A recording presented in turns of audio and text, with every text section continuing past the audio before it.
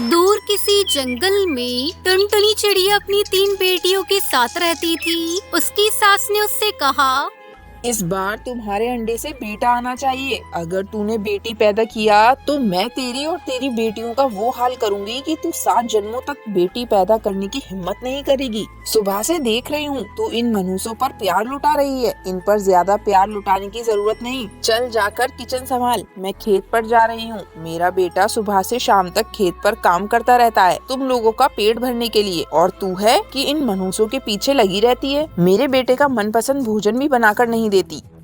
दोस्तों, कल की वीडियो में आपने इतने कम लाइक क्यों किए? मुझे बहुत बुरा लगता है। दोस्तों, जब मैं आपके कहने पर कहानी बनाती हूँ और आप बहुत कम लाइक करते हो, और जब आप कम लाइक करते हो तो मुझे वीडियो बनाने का बिल्कुल भी मन नहीं करता है। तो प्लीज दोस्तों, अब इस वीडियो पर जाकर लाइक कर दो। जा रही हूँ माँ जी, मेरी बेटियाँ कल रात से भूखी है, इन्हें भोजन करा दूँ, फिर मैं किचन में ही जा रही हूँ। क्या कहा? तेरी बेटियां कल रात से भूखी हैं? अरे मैं तो सुबह से ही देख रही हूँ, इनका मुंह बकरी की तरह चल रहा है और तुझे ये भूखी लग रही है। ला दे ये रोटियां मुझे, मैं इसे भूखे कुत्तों को डाल देती हूँ, पर तेरी बेटी को खाने नहीं दूंगी। अरे जब देखो तब तू और तेरी बेटियां खाती ही रहती हो। पेट है या कुआं जो भरता ही नहीं। टुनटुनी के साथ सुंदरी कौवी टुनटुनी के हाथों से रोटियां छीन लेती है। माँ जी, दे दीजिए, ये रोटियां वापस दे दीजिए, मेरी बेटियां सचमुच भूखी है। दादी, हमें भूख लगी है, दे दो ना रोटियां। कल रात भी तुमने खाने को कुछ भी नहीं दिया। मेरे बच्चों में क्या करूं, मैं मजबूर हूँ। मम्मा भूख लगी है, दादी तो खेत पर चली गई, अब तो हमें खाने को कुछ दे दो। कहाँ से दे दूं? तेरी दादी ने सारा भोजन ताले में बंद करके रखा है। हे ऊपर वाले, ये तो मेरी कैसी परीक्षा ले रहा है। मेरी बेटियां मेरी आंखों के सामने भूख से बिलबिला रही है और मैं कुछ नहीं कर सकती। तभी दरवाजे पर दस्तक होती है। सुंदरी, अरे ओ सुंदरी, कहाँ है तू? ये ले मिठाई, मेरी बहू को बेटा हुआ है। पूरे मोहल्ले में लड्डू बांट रही हूँ, ले तू भी मुंह मीठा कर ले और मेरे पोते को आशीर्वाद दे दे। काकी, माँ जी खेत पर गई है, आएंगी तो मैं बता दूंगी। अरे तेरी आंखों में आंसू, तू रो क्यों रही है? क्या हुआ? काकी, आपसे क्या छिपाना, मेरी बेटियां कल रात से भूखी हैं। घर में रखा सारा भोजन माँ जी ने ताले में बंद कर रखा है। मैं क्या खिलाऊं अपनी बेटियों को? ये तो होना ही था, तूने 3 बेटियों को पैदा किया है, इसी की तुझे सजा मिल रही है। इस बार बेटा पैदा करना, तेरी सास तुझे आंखों पर बिठा के रखेगी, वरना तू तो गई काम से। तुझे नहीं पता, सुंदरी मुझे बता रही थी वो कालू की दूसरी शादी करेगी। अच्छा टुनटुनी, अब मैं चलती हूँ, मुझे और जगह भी जाना है। टुनटुनी सोचने लगती है, अब बहुत हो गया, मैं अपनी बेटियों को बलि का बकरा नहीं बनने दूंगी। मुझ में इतनी हिम्मत है कि मैं अपनी बेटियों को पाल सकूं। मुझे किसी के सहारे की जरूरत नहीं। टुनटुनी मनी मन एक कड़ा फैसला ले लेती है। वो अपनी तीनों बेटियों को लेकर घर से निकल पड़ती है। माँ, तुम हमें लेकर कहाँ जा रही हो? दादी और पापा को पता चलेगा तो वो तुम्हें और हम लोगों को बहुत मारेंगे। मेरी बच्चियों, अब ऐसी कोई नौबत नहीं आएगी। तुम्हारे पापा ये दादी तुम्हें अब कभी नहीं मारेंगे। टुनटुनी अपनी बेटियों को लेकर पास वाले जंगल में चली जाती है। वहाँ एक जगह पर एक पक्षी भूखे और गरीब पक्षियों को भोजन करा रहा था। टुनटुनी अपनी बेटियों को लेकर वहाँ पहुँचती है। भैया, हमें भी भोजन मिलेगा, हम कल रात से भूखे हैं। हाँ बहन, ये भोजन मुफ्त में भूखे और गरीब पक्षियों को हमारे जंगल के मुखिया जी की तरफ से खिलाया जा रहा है। फिर टुनटुनी अपनी बेटियों के साथ पेट भर कर भोजन करती है। अचानक से एक आवाज आती है, मुखिया जी आ गए, मुखिया जी आ गए। टुनटुनी दौड़कर मुखिया के पास जाती है और उसे अपनी सारी कहानी बताती है। बहन, तुम चिंता मत करो, तुम रोटियां बनाने का काम कर सकती हो। तुम्हारे रहने और भोजन की व्यवस्था मैं करा दूंगा, और तो और तुम्हारी बेटियां कल से स्कूल पढ़ने भी जाएंगी।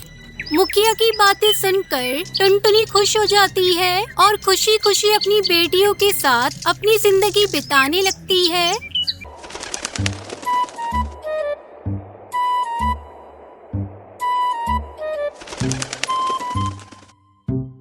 एक एक घने जंगल में टूनी और टुनटुनी नाम की दो बहनें रहा करती थी। बड़ी बहन टुनटुनी अक्सर अमीर बनने के सपने देखा करती थी। एक दिन अरे टुनटुनी दीदी, तुम बैठकर क्या सोच रही हो? टूनी, मैं यही सोच रही हूँ, ये अमीर पक्षी कितना अच्छा जीवन जीते हैं। इनके पास बड़े बड़े घोंसले, हवाई मोटर और महंगे महंगे कपड़े होते हैं पहनने को। लेकिन देख, हम गरीबों के पास क्या है? रहने के लिए एक अच्छा घर भी नहीं है, अच्छा खाना तो दूर है, अच्छा पहनना भी नसीब नहीं होता है। लेकिन दीदी, मैंने तो ये सुना है, जिसके पास जितना होता है उसके लिए उतना ही अच्छा होता है। फिर अमीरों के बारे में सोच सोच कर दुखी होने से क्या फायदा? अपने पास जो है बहुत है, ज्यादा सपने मत देखा करो दीदी। तो देखना टूनी, एक दिन मैं एक रईस पक्षी से शादी करूंगी, फिर मेरे पास वो सब कुछ होगा जिसे मैं चाहती हूँ। इसी तरह समय गुजरने लगता है। एक दिन टुनटुनी की माँ उसके पास आकर कहती है, देखो टुनटुनी, मैंने तुम्हारा रिश्ता तय कर दिया है। लड़का रईस है, लेकिन उसका रंग सांवला है। माँ, मुझे सांवले और गोरे से फर्क नहीं पड़ता, मुझे तो बस रईस पक्षी से शादी करनी है। टुनटुनी शादी करने के लिए तैयार हो जाती है और जल्दी उसकी शादी उस रईस कौवे से हो जाती है।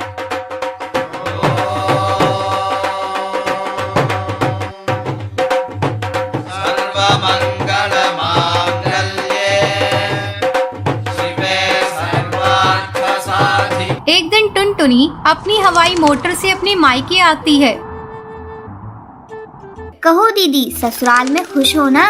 हाँ हाँ टूनी, मैं अपने ससुराल में बहुत खुश हूँ। मेरे ससुराल में बहुत पैसा है। देख, मैं कितनी महंगी हवाई मोटर में आई हूँ। अब इधर उधर जाने के लिए मुझे उड़ना भी नहीं पड़ता। अब तू भी किसी रईस से शादी कर ले और मजे से जिंदगी गुजार। दीदी, अगर मेरी किस्मत में किसी रईस से शादी लिखी होगी तो हो ही जाएगी। मेरे सोचने से कुछ नहीं होगा। ये सब सुनकर टुनटुनी कहती है, तू पगली है, जब देखो ज्ञान की बातें करती रहती है। चल, अब मैं अपने ससुराल जा रही हूँ, तू मम्मी का ख्याल रखना। इसी तरह समय गुजरने लगता है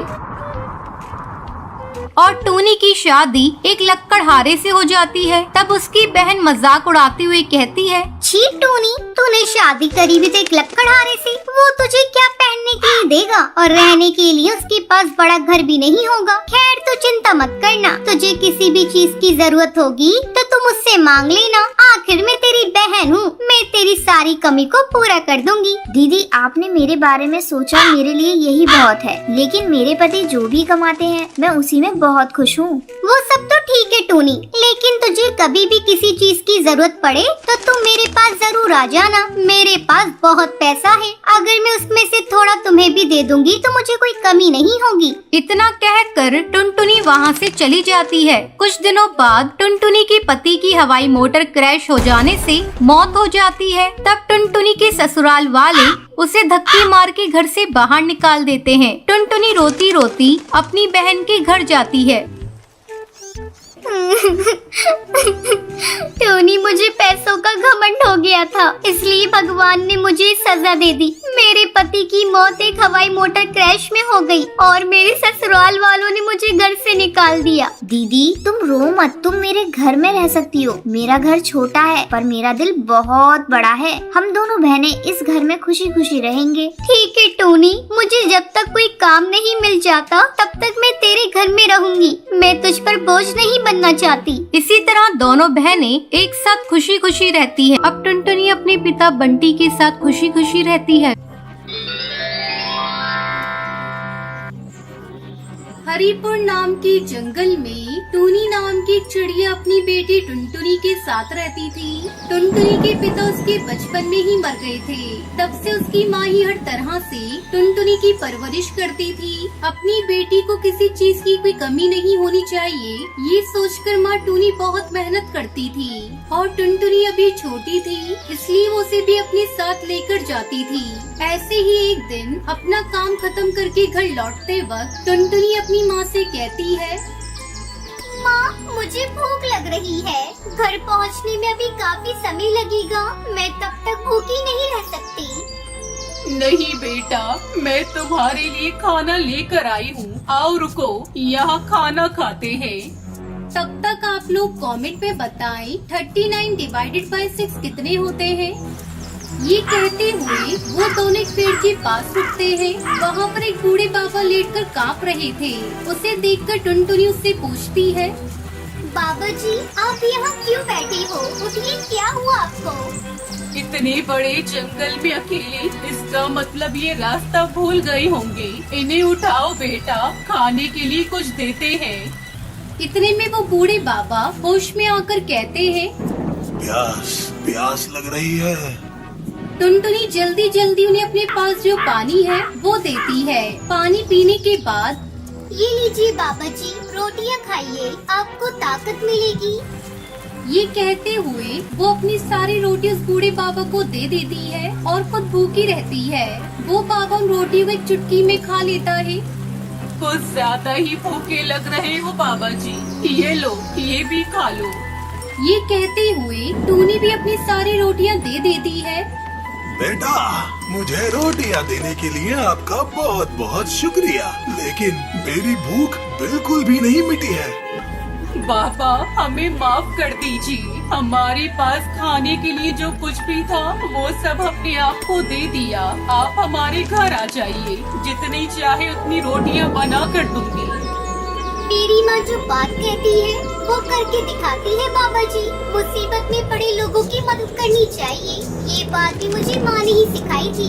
वो आपकी मदद जरूर करेंगी। ये बात सुनते ही वो बूढ़ा बाबा एक बड़े से बिल्ली में बदल जाता है और टुनटुनी और टूनी उसे देखकर हैरान हो जाते हैं। अब बताओ, मेरी भूख मिटाने के लिए कितनी रोटियां बनाओगी? मदद करने के लिए आकार से या जीभ से कोई मतलब नहीं है। मदद तो मदद होती है। मैंने तुमसे वादा किया था ना कि तुम्हारी भूख मिटाऊंगी। मैं अपना वादा हर हाल में पूरा करूंगी। ये कहते टूनी अपने घर जाकर एक टोकरी भर के रोटियां बनाकर लाती है, लेकिन वो बिल्ला उन सारी रोटियों को एक ही बार में खत्म कर देता है। मेरी भूख अभी कम नहीं हुई है, और रोटियां लाओ। फिर से टूनी घर जाकर अगले दिन सुबह 2 टोकरियां भरकर रोटियां लेकर आती है। वो उन रोटियों को भी एक ही बार में खा लेता है। मेरी भूख अभी भी कम नहीं हुई है। अगले दिन 5 टोकरियां भर के रोटियां बनाते ही घर में सारा आटा खत्म हो जाता है। अब तो घर में भी आटा खत्म हो गया है माँ। अभी भी बिल्ला भैया की भूख नहीं मिटी तो हम क्या करेंगे?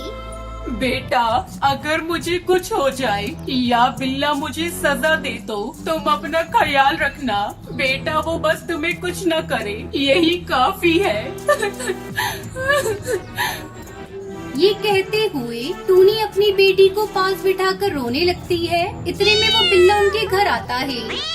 मैं तुम्हारे पास ही आ रही थी। ये लो, 5 टोकरी रोटियां हैं। इन्हें खाने के बाद भी अगर तुम्हारी भूख नहीं मिटी तो, और रोटियां बनाने के लिए मेरे पास आटा नहीं है। अब तुम मुझे जो चाहे वो सजा दे सकते हो। इतना सुनते ही वो विशाल बिल्ला एक परी चिड़िया के रूप में बदल जाती है।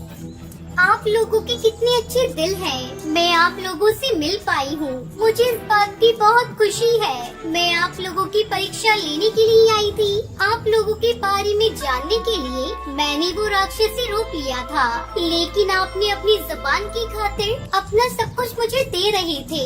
आप लोगों की अच्छाई मदद करने की हृदय के लिए मैं आपको एक इनाम देना चाहती हूँ।